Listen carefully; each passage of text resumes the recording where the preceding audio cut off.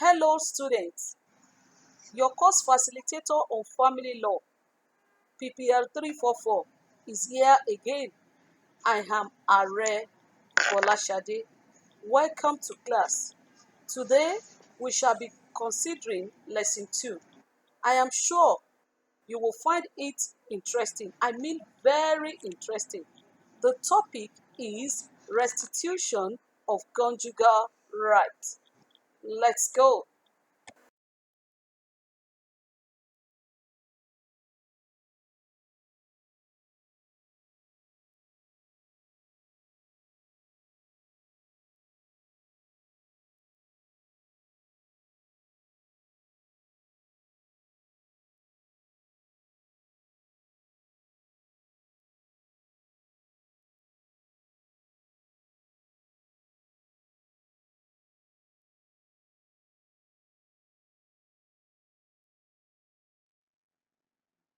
Before we go into the lesson proper, let us first look at the meaning of these keywords in our lesson.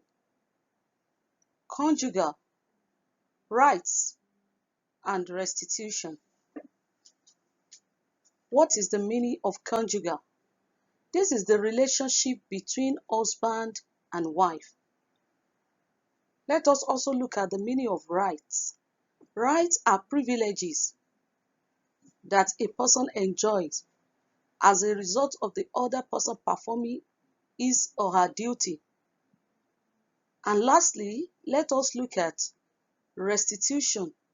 Restitution means to restore, that is, to re-establish, to bring back. In essence, we can say that conjugal rights are the totality of rights that husband and wife enjoy from each other by virtue of marriage. Note, by virtue of marriage. Anything conjugal has to do with two people that are married, that have become husband and wife. And these rights include cohabitation, sexual intercourse, homekeeping, maintenance, protection, comfort, love, affection, and so on and so forth. They are not limited to this. There are some rights that flows from marriage that husband and wife enjoy from each other as a result of being married. And they can claim it because it is meant for them. They are supposed to enjoy it. And it's not only for one party in the marriage, but for both. Both parties are entitled to enjoy these rights. This right must be rendered by both parties to each other unless there is a good reason to withhold them. What do you think can be a good reason to deny each other in marriage? To deny each other in marriage as husband and wife, what naturally they're supposed to enjoy. What do you think can be a good reason for withholding such rights? It is only when there are good reasons that will be genuine, that will be reasonable to any human being, that can make this right not to be available to the other party or to each party to the marriage. Let's consider what restitution of conjugal rights is. In a simple definition, it means to re-establish conjugal rights between husband and wife. To return, that is to return to the normal relationship between husband and wife. In a situation where husband and wife have never enjoyed the rights that flows from marriage, or maybe the rights have ceased to be there. There's a desire to enjoy that right by a party, and that same party is also ready that the other party should also enjoy similar rights. Let us now consider what restitution of conjugal rights is all about. It is another matrimonial relief available to a party in a statutory marriage whose spouse has either, note that, whose spouse has either, without just cause, refused to cohabit with him, or has refused to render conjugal right to the petitioner. In a situation where one party to the marriage, either the husband or wife, without any reasonable excuse, without any just cause, refuse to cohabit. To cohabit means to live with the other party. What's the essence of marriage? Why do two people come together in marriage only for them not to be living together, only for them to be living separately, only for them to still be living as single, as if they are not married? They are married, but they are not cohabiting. That is, they are not living together. The essence of being married is to be together, so that the problem, the challenges that goes with loneliness will be taken care of. But in a situation where a man and a woman get married, but right from the day of marriage, they begin to live separately. They begin to live as if they have never been married. They begin to live or still continue a single life. Then there is a problem. Except there is a just cause. There's a reason that is genuine, that both of them know and they understand, maybe by the reason of job, or there's another thing that is that requires the attention of the other party or any of the parties to the marriage to be away for a while. Except for just cause, married people, husband and wife, are meant to live together. Not only just to live together, that is to cohabit, they are also meant to enjoy one another, to be there for one another. This is an intention of the petitioner to resume or return to normal marital relationship with the respondent. In a situation where the husband and wife are separated for not just cause, a petition for the restitution of conjugal rights requests the court to direct the respondent to resume cohabitation with the petitioner. Somebody has to institute an action for conjugal rights. Somebody has to do it, and the person that does that is the petitioner.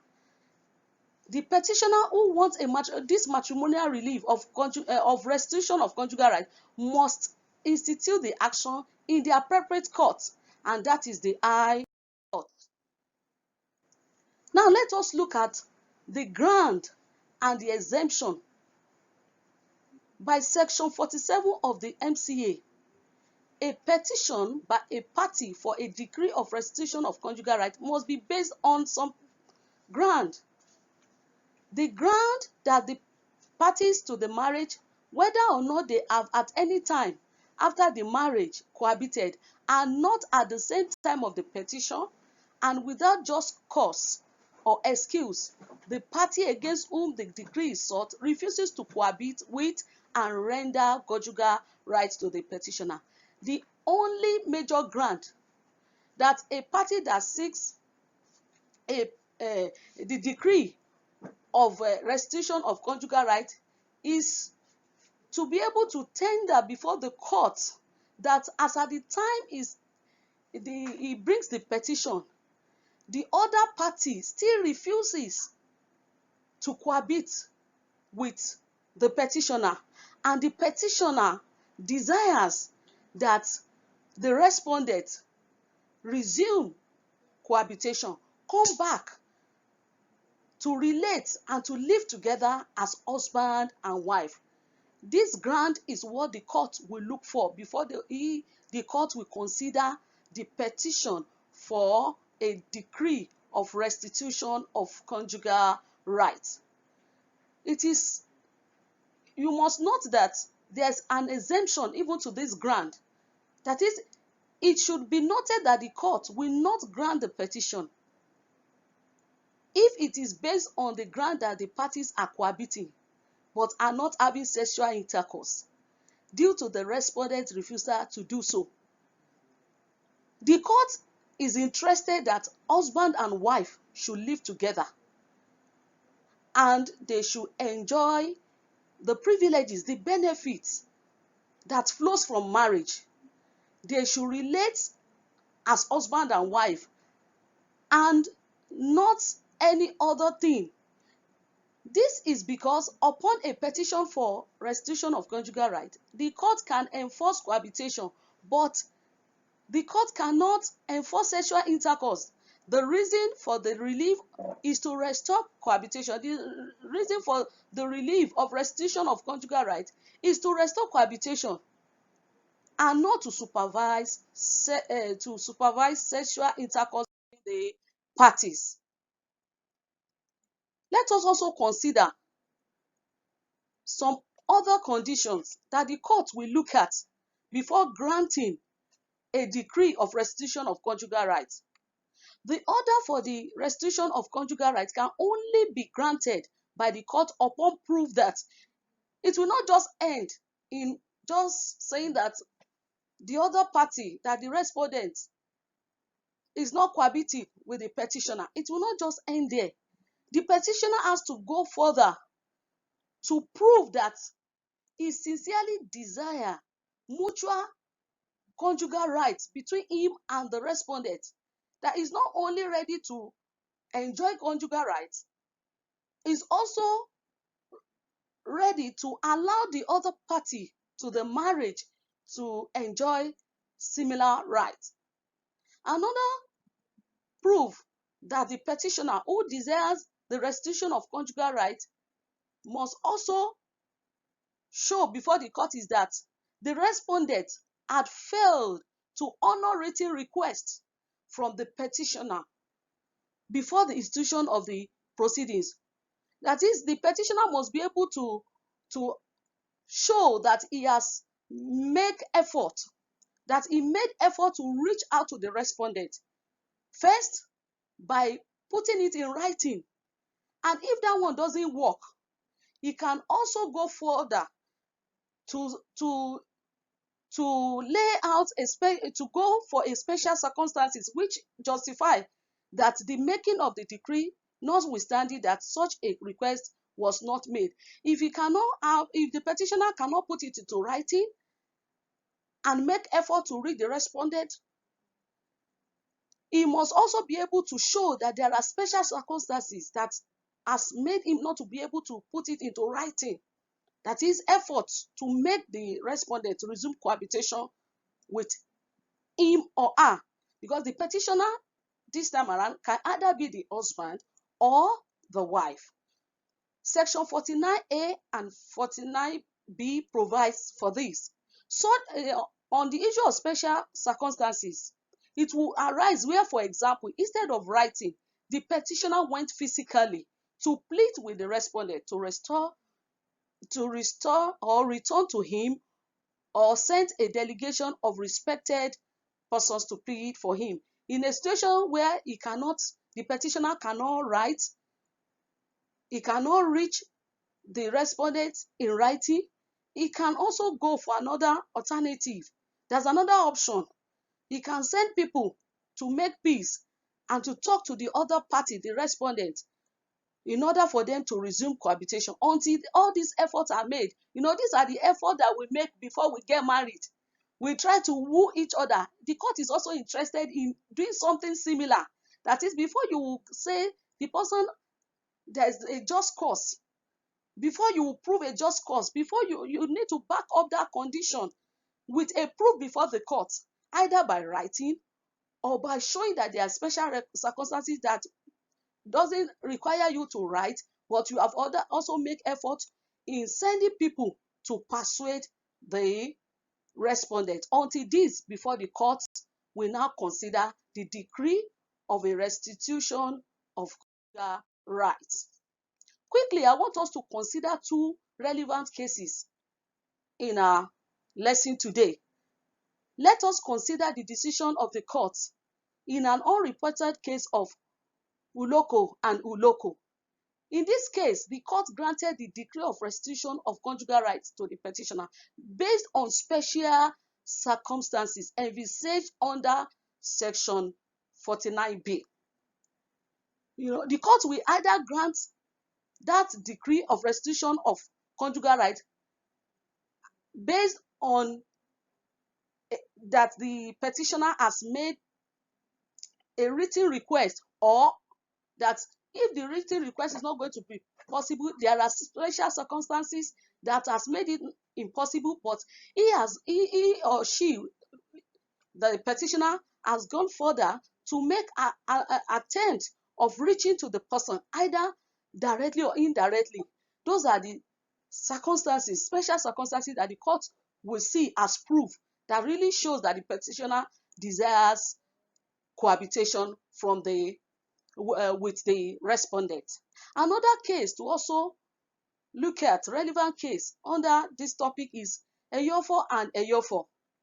On appeal, the Court of Appeal dismissed the petition for a restitution of conjugal rights for failure of the petitioner to comply with the provisions of Section 49B, which state that if the petitioner cannot reach out, or did not specifically reach out by putting it into writing in order to the respondent that he desires cohabitation, he can also state the reasons why it is not necessary to put it into writing to reach the respondent for cohabitation, by saying that there are other circumstances that has made it not to be possible, but he has gone further to reach to the respondent, either through respected person. Until then, before the court will now consider. So in this very case, the court held that the condition as provided under Section 49B is mandatory in granting a decree of restitution of conjugal rights. And because the petition here does not include the special circumstances as provided for under Section 49B, the court did not give judgment in favor of the respondent. Note, the burden of proving that a party is sincere in his or her request lies on the petitioner. On the petitioner that institutes that action, that desires cohabitation, that desires the restitution of conjugal rights. The request must have been made in good faith by the petitioner to the respondent with a bona fide desire to resume cohabitation. There must be a sincere desire to resume cohabitation, to live again with the other party as husband and wife, and not as a means to some other end. This brings us to the mode of petition. There is a way that the petitioner is expected under the law to tender the petition.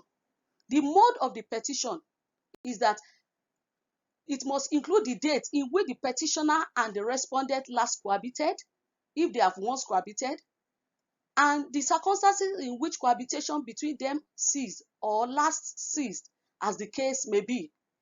It must also include the date in which and the manner in which the written request for cohabitation was made to the respondent, or if no such written request was made, particulars of special circumstances that are alleged to justify the making of the decree, notwithstanding that such a written request was not made. Another one to consider is that the respondent still refuses at the date of filing the petition. It is the state of the parties, that is the husband and wife, the state they are at the time of filing the petition, that will determine whether the petitioner will still go ahead or not.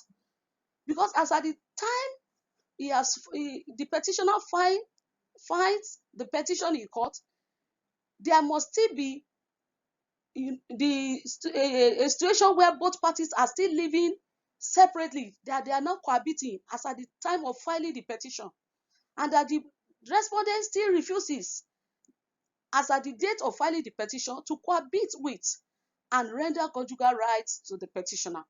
And finally, on the mode of petition, that the petitioner sincerely desires, that after he has made effort, that up to the time of filing the petition, the respondent is still not cohabiting, they are still not cohabiting, they are not living together as husband and wife.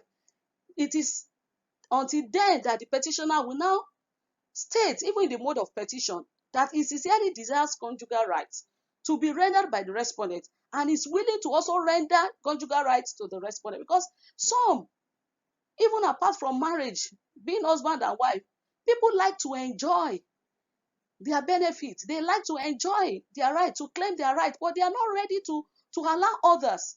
There must be sincerity that the petitioner, whether the husband or the wife, is ready to also allow the other person to enjoy similar conjugal rights, and that is not going to be selfish about it. This brings us to the last subtopic we will consider under this topic, and that is the petitioner's obligation. Everything starts with the petitioner, and it also ends with him, because he's the one that desires, he's the one that insists the action, he's the one that wants cohabitation, and he desires that both of them, as husband and wife, should come together. If they have never come together to live as one, to come together as husband and wife, or but if they have once lived together but cohabitation ceased as a result of any reason, then he desires that there should be a restitution, that is, there should be a reestablishment of this conjugal right between both parties. So it is on this note that after the decree of restitution of conjugal rights has been granted by the court, it does not end here. After the court must have granted a decree of restitution of conjugal rights, then the petitioner must do something in order to give effect to the decree. So it is the petitioner still has certain obligation to fulfill in order to give effect to this decree. And this is provided for under section 50 of the MCA, which requires a successful petitioner, this time around, if it is the husband, to give notice of a home. Cohabitation requires that husband and wife are living together under the same roof. And the first reason why the petitioner insists an action is because they are not living together under the same roof.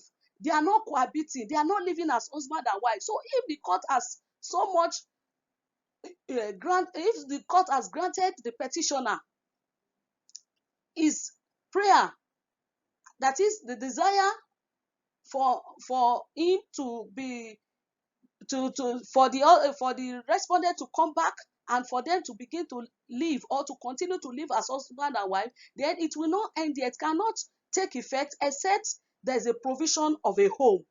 It is on that note that a successful petitioner, if it is the husband, he is required to give a notice of a home. He must provide for a home, and this he does by giving the address of such home to which the respondent's wife is to return. If a home is not immediately available, then the petitioner must provide one within a reasonable time.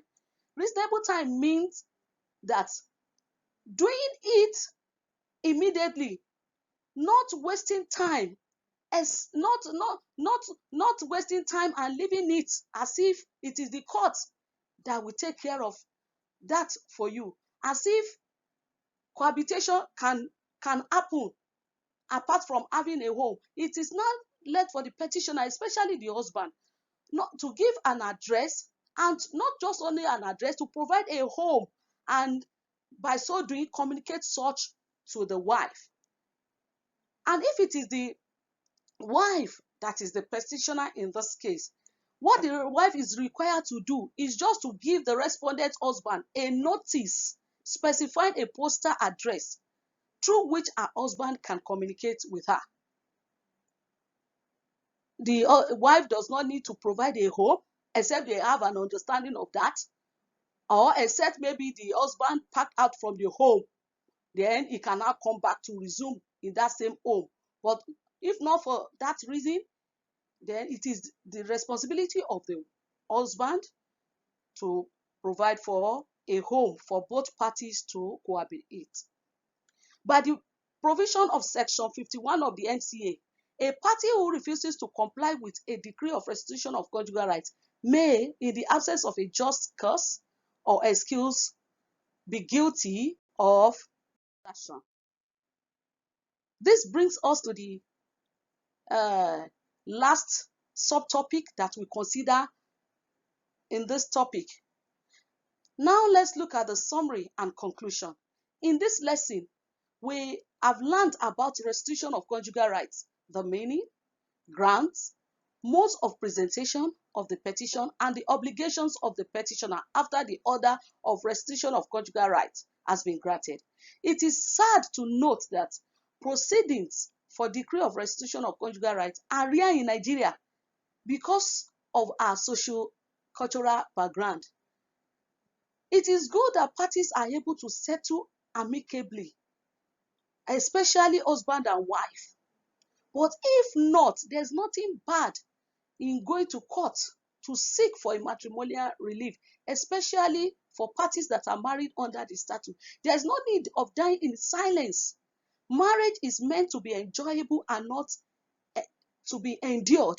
In a situation whereby either or both parties are not enjoying conjugal rights, or as a result of not cohabiting, not living together, and they have made efforts to settle and it still become impossible for them to live as husband and wife, it is better to go to court. The court is interested in keeping home and not scattering home. So on that note, either of the parties can institute an action instead of engaging in domestic violence that can lead them to what they least expected of. However, the few cases that have been decided in court indicate that in appropriate situation, the decree of restitution of conjugal rights may be granted to the deserving petitioner, only deserving petitioner. I want to thank you for being in class today. I want to encourage you to go through what we have done again today in class before the next class. See you in the next class. Thank you.